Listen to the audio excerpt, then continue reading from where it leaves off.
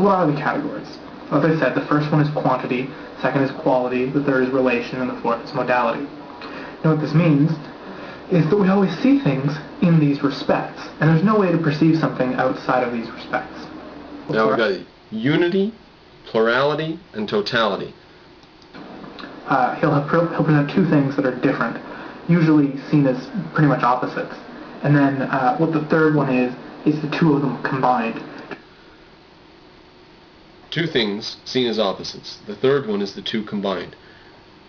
If you know, Hegel's whole bit was the thesis, the antithesis, and the synthesis of the two together into a new single unit. And all of reality is contradictions resolving into progress. That's for Hegel. To show that they're not really opposites because they can be combined in such a way. And therefore a world of opposites we don't have to be afraid of. We don't have to be afraid of contradictions. They're not so spooky. You see what they're bringing in their back pocket? So unity is single things that you experience.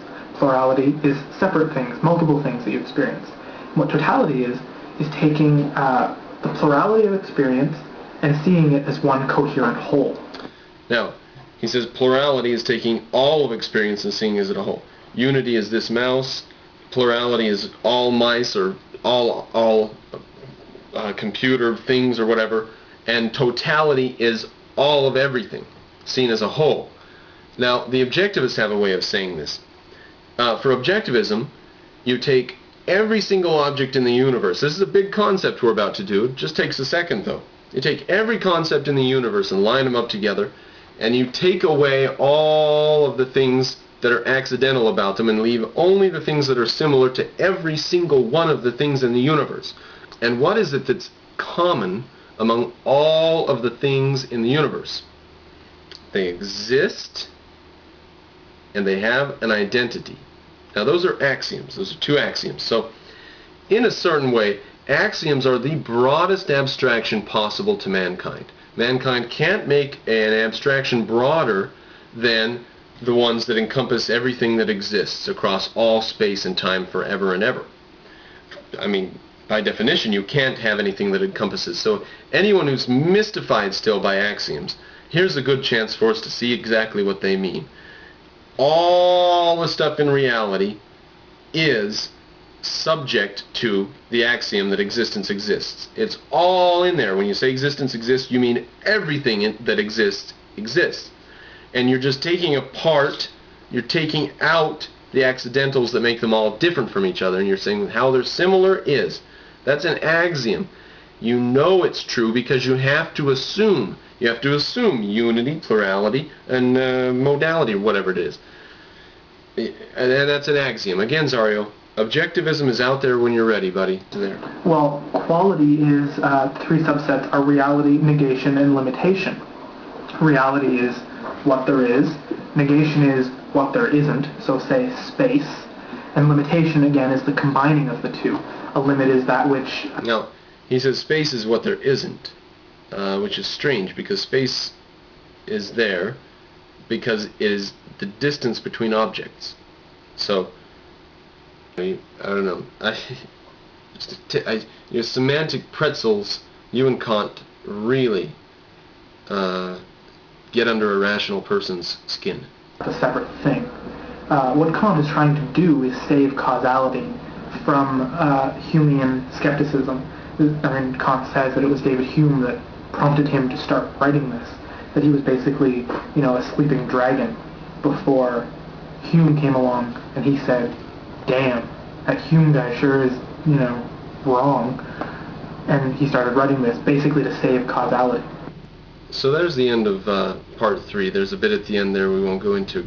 I don't know. Up to this point, I just have to say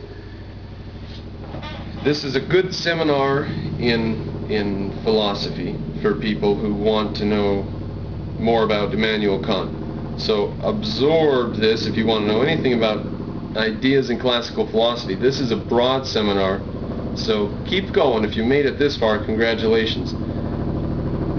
I don't know that I would recommend watching Zorios if you haven't already. I don't recommend going to them, but You're welcome to if you like. I'm digesting them and leaving out quite a bit of nonsense. Objectivists feel free to skip Zorio's videos. Go there and watch them for your own sake if you want, but I mean really, I'm digesting them and taking the meaningless gibberish out. So let's go from here and do some more. This is the beginning of video 6. Goes through its gyrations while resting on a single point. That man's knowledge is not valid because his consciousness possesses an identity. Man's consciousness has a specific nature. We see it through our senses. So, because of that fact, we don't know anything.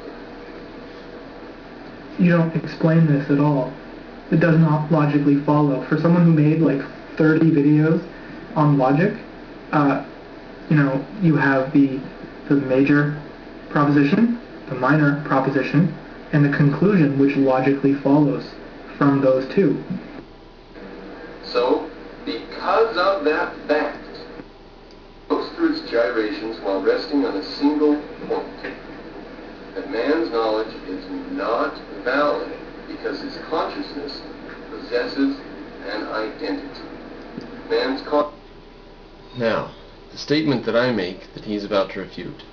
Man's consciousness is not valid because, man's knowledge consciousness possesses an identity. Man's consciousness has a specific nature. We see it through our senses. Goes through its gyrations while resting on a single point. That man's knowledge is not valid because his consciousness possesses an identity. Man's knowledge is not valid because his consciousness possesses an identity. That's a direct quote from Ayn Rand. Now let's think about that a little bit. Kant says we can't trust our senses, our knowledge. It doesn't give us knowledge of the real world. It gives us our own approximation, a subjective approximation, or whatever.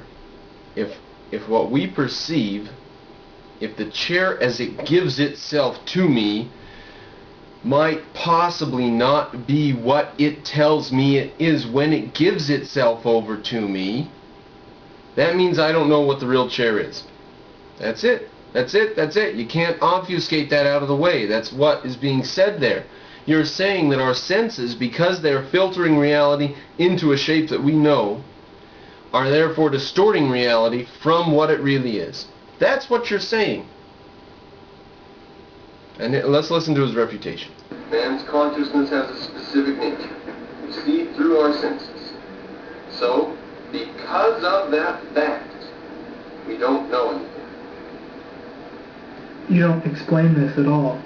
It does not logically follow. For someone who... It doesn't logically follow. Our senses distort the incoming nominal world to make sense of it. Because of that, we don't have knowledge of the actual nominal world. We only have knowledge of what our senses tell us. Because man's consciousness has an identity and has to get its information a certain way, the information is invalid. How does that not follow? Made like 30 videos on logic. You have the major proposition. You say, Kant says we have a sense of identity. We see through our senses. Therefore, what we experience is not true.